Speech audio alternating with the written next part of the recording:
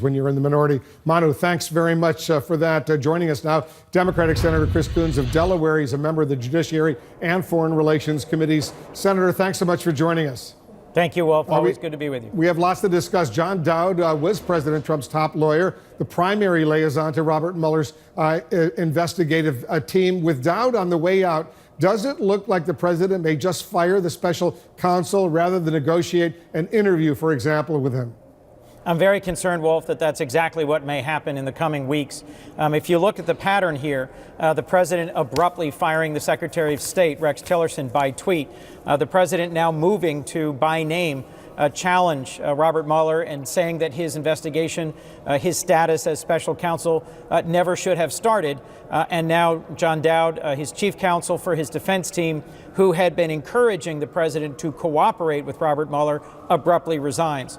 I think all of this points, this is not a hint, this is a clear sign that the president is more and more likely to take the unacceptable step of abruptly firing Robert Mueller without cause. Despite his direct attacks on Robert Mueller over the weekend, the president said today that he still wants to testify before the special counsel. Do you think that's likely? Well, I hope that the president will continue on a path where he cooperates with the special counsel, does sit down for an interview.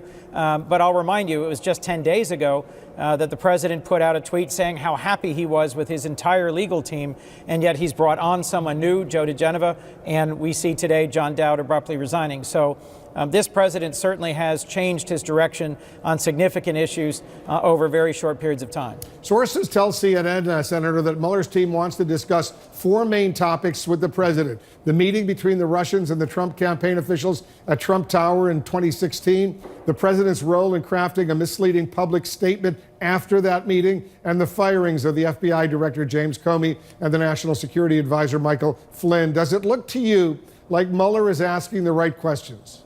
Well, those first two would be questions around collusion, and the second two, maybe even the last three, would be around obstruction of justice.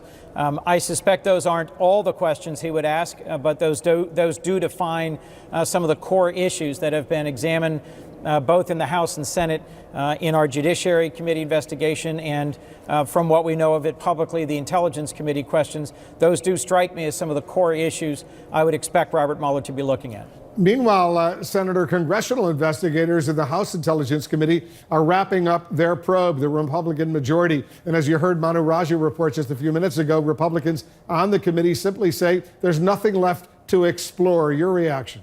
I don't think that's accurate. We just had a conversation in the Senate Judiciary Committee earlier today about how many of the witnesses we should have called on a bipartisan basis have not yet come in. Similarly, in the House Intelligence Committee, there were a number of witnesses who either came in and refused to testify or who were never called. I don't think they've gone to the logical conclusion of their investigation.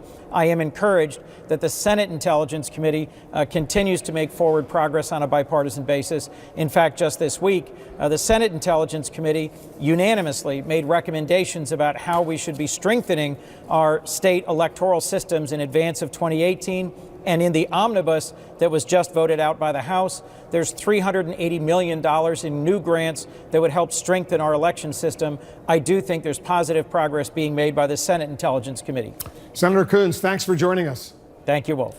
Up next, more breaking news. President Trump says he still wants to testify before special counsel